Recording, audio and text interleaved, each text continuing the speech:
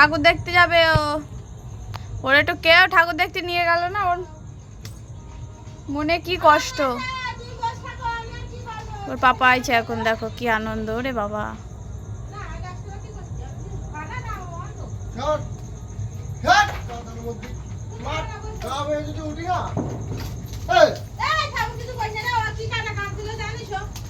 রে কান্না, মানুষের বাচ্চার মতো মারে জড়া ধরেছে।